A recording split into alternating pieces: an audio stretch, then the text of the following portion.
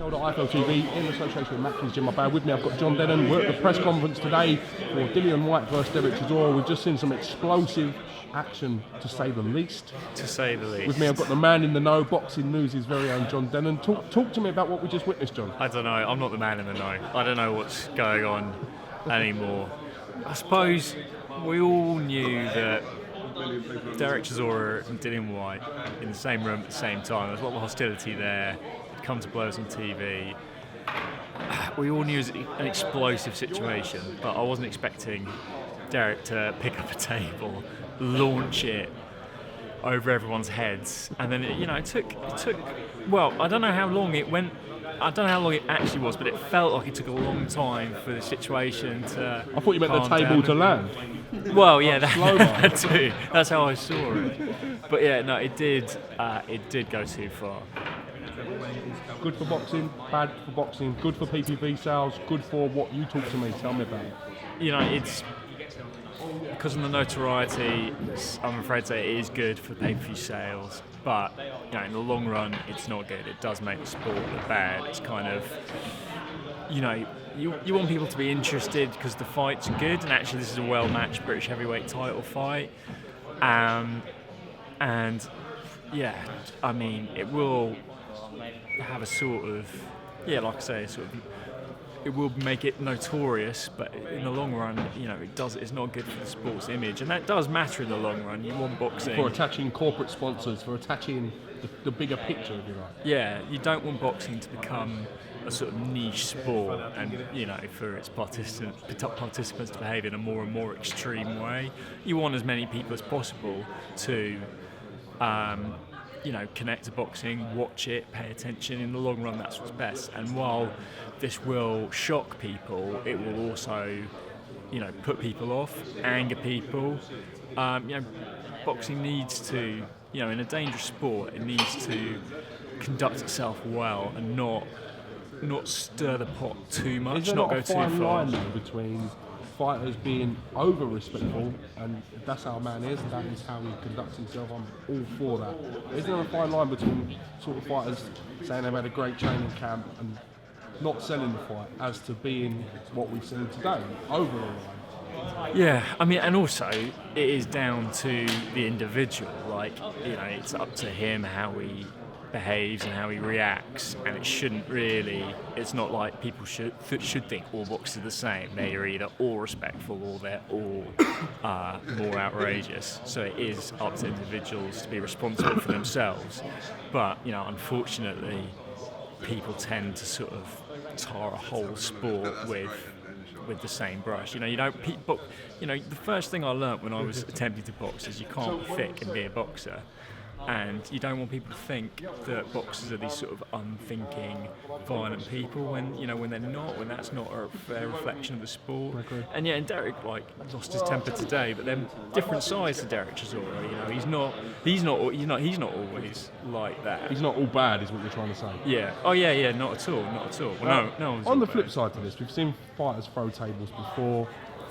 Tyson Fury, for instance, quite recently in a press conference, I think it was last year, maybe year before, tipped the table. Yeah. It wasn't as much sort of outcry as it was when it was these two. Do you think it's the reputation, the fact that they are sort of bad boys, if you like, have got that reputation of that stigma of being bad boys? Do you think that makes it more sort of explosive when one of them does something as opposed to a normal boxer seeing red mist? Yeah, maybe there's also a sense that we all came here thinking something was gonna happen. There's also pressure for you for the boxers to sort of get carried. There's pressure for the boxers to get carried away in that sense.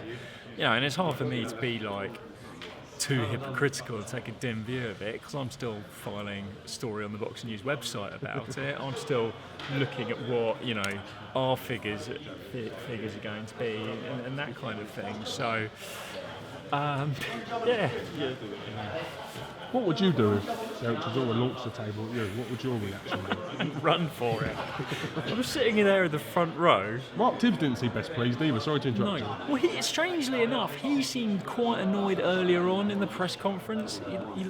He used some pretty racy language in response to something Derek had said. it's strange to see a trainer get. He's get usually so quite involved. cool, Mark, as Yeah, well, isn't he? He doesn't yeah. speak that much. He doesn't really like the attention, if you like. He seems to Yeah. be sort of a bit aloof. So yeah, Yeah, interesting to so see the that. grudge is genuine between the two sides. And Don Charles wasn't on the top table today, so Do you think it's a shame we didn't have Don Charles here today, sort of involved in the melee of what was going on? we had 'Cause more he than seems enough to melee. control Derek, doesn't he? He's more of a father figure to Derek than anything else. And as much as they argue, like cat and dog, there is respect there. Yeah, but I mean, who can control Derek? He's a big man, he's a strong man, and when he decides to do I something, knew when he took his glasses off, that's when I turned my camera on and started rolling, because I knew just before he banged the table, I could see him bubbling, I could see him simmering, and the mechanics of his brain ticking over. when he picked up the table, I was thinking, I really hope he doesn't throw it directly forward, because that's where I was sitting. Yeah, when Batman and the Joker attacked each other at that Klitschko press conference, they came flying straight Onto at you me. again. Yeah. So today I wasn't sure if I should run for it or just keep watching. Now, I want to talk, I know it seems secondary to what's gone on, but I want to talk about the fight itself, because this is why we're here, to see Dillian Whyte and Derek Chisora in the ring together, no security, no tables, no one else involved apart from them two. Break it down for me, John. Emotions could have gone too far. Like, when you get too emotionally involved, the sort of self-control and discipline that you need to actually land your shots and not go wading in could have evaporated by now. So I think it is going to be a brawl. I think, if one of them kind of keeps their composure, then that could be the key. And if the other one is still too angry, the more composed boxer could end up controlling the contest. But I just have a feeling it's going to be a brawl. It's going to be a rumble. Winner? I think Derek Chisora. I think Dillian Whyte. I think Chisora's looked a little bit flat in his recent performances. I thought, even though he was the underdog against Pulev, I thought that was a disappointing performance there. And against Pulev, Derek had another sort of rampage at the weigh-in, didn't he? He did. And He did. He ran through the hotel because someone hit him with a water bottle chasing Pulev's team. And I believe he actually did give him a piece of his mind, and they agreed with what he said. I would not disagree with Derek Chisora if he was giving me a piece of his mind. But and in the ring, he didn't have quite the intensity he needed to, just to get past Pulev's jab and all that stuff. So yeah, I think Dillian Whyte's going to win, but Chisora's a pretty tough guy, so he's a hard man to stop. Do you think the fight will catch a light? Do you think it won't be the fight that we anticipate? How do you see it? I think it won't be the fight we anticipate. I don't think it's going to be quite World War III. But then there are other fights on the card that I think are going to be really good fights. I think Bullioni, you're a big champion of that fight, aren't you? I know you are. I've seen some of your write-ups on it. You absolutely love that fight. I like it. Anything with amateur history, that's got a bit of view on it, hasn't it? Yeah, well look, we had that today at the press conference. They were talking about the intricacies of a 2010 GB trial. You love that, didn't you? That's what I'm here for. That is what you signed up for. Exactly. I don't need to see tables flying. No, you want to hear about GB squad intricacies. Yeah, the finer points of team selection in 2010 is what I'm all about. He's genuinely not joking. That's good. No, I think that fight will catch a light. And a big sort of make or break for Bullioni. I know it's only his second fight of the weight, but it is a real crossroad fight. Yeah, there is a lot on the line for him. He's got those losses on his record, and we'd like a sport where losses didn't matter, but unfortunately in boxing they do. Unless you put on a brilliant contest or throw a table, coincidentally.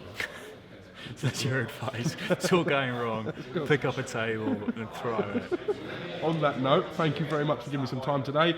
Do hope you're not injured from the fracas and it wasn't too lively for you. I know you don't like this too sort of lively stuff. for me. I'm just waiting for my pulse rate to come down. Waiting on someone bringing you your hot milk. We'll catch you soon. Thanks, man.